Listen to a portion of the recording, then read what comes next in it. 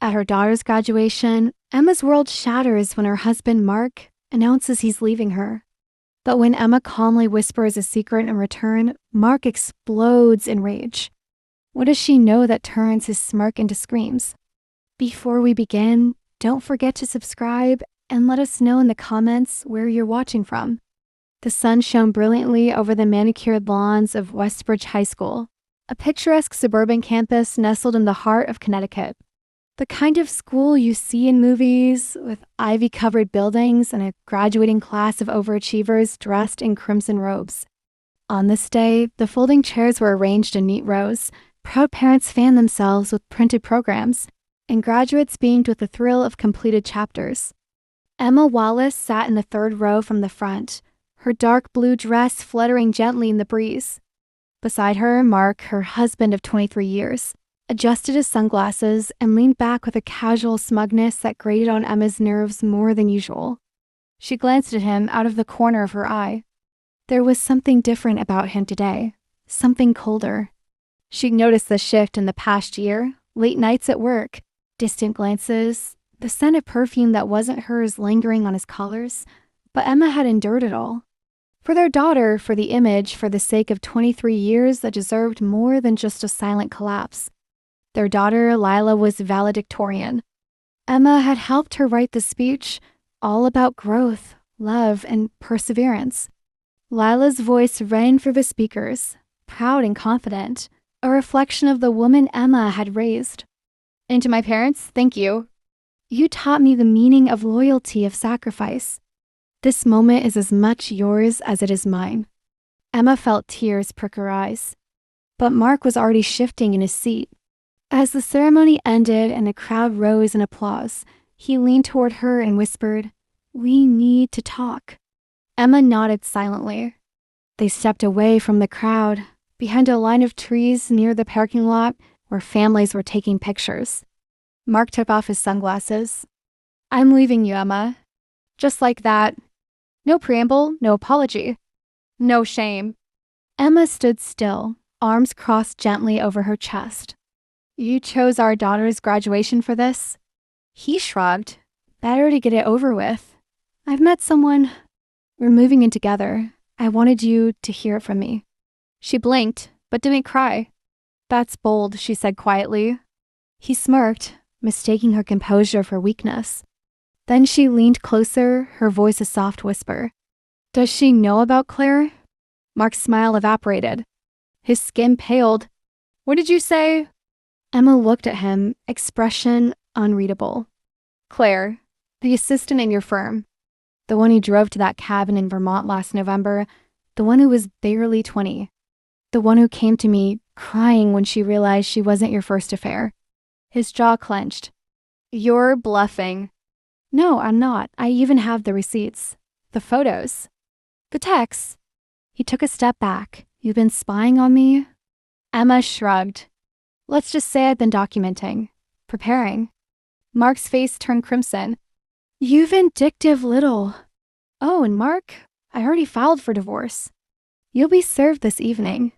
He opened his mouth, but she cut him off. "I have everything. The financial records. The offshore account, the fake invoices. I didn't just find your mistresses, I found your crimes." Mark started screaming. Loud, incoherent bursts. Heads turned. Families stared. Lila, mid-photo with her friends, looked over and saw her father yelling, her mother standing still like a statue of calm. He lunged forward, but a nearby teacher stepped in. "Sir, is everything okay?" Emma gave a polite smile. "He's just upset. Graduation emotions, you know?" That night, Emma sat on the porch of her sister's house, sipping tea, her lawyer friend beside her going over papers. The headlines the next morning were more scandalous than she expected. Local CEO investigated for fraud after public meltdown. Mark tried calling dozens of times. She never picked up. Weeks passed. Lila moved into her dorm at Yale. Emma moved into a quiet apartment with big windows and a garden of lavender. Her days filled with writing essays, articles, eventually a memoir. Mark lost his job. His new relationship crumbled. He begged for a second chance. Emma never replied. The betrayal had been deep, but her revenge had been deeper, not loud, not cruel, but precise. Like a scalpel. And for the first time in years, she felt free. But freedom, Emma realized, wasn't just about leaving. It was about rebuilding. With the settlement money and a solid portfolio of evidence, Emma launched a nonprofit legal initiative to help women stuck in abusive or financially manipulative marriages. She called it Project Resolve. Within months, it gained traction. Media outlets began picking up her story, though she never mentioned Mark's name publicly. It wasn't about revenge anymore. It was about legacy. Lila was proud, calling her after lectures to discuss political science and ethics, often asking for advice on how to stay strong when life turned cruel. But Mark, ruined both professionally and socially, wasn't done. One gray November afternoon, Emma received a knock at her door. She expected her neighbor. Instead, it was Mark, gaunt, suit wrinkled, eyes bloodshot. Please. We need to talk. She didn't flinch. There's nothing left to say. I've lost everything. I made a mistake. Mistakes are forgetting an anniversary. You lied. You cheated. You laundered money. I can't live like this anymore. Then don't, she said, and shut the door. He didn't return.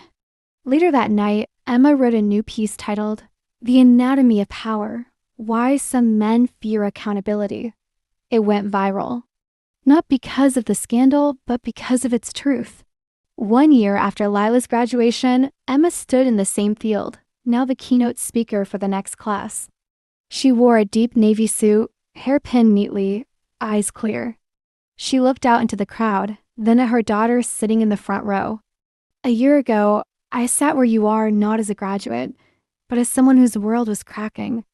But sometimes things must fall apart so something better can be built. Never fear the crumble.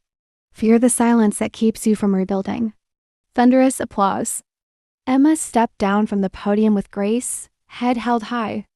In her purse, she carried nothing but her phone and a worn-out photo of Lila as a child holding her hand. She had lost a husband, but she had found herself, and that was the better ending.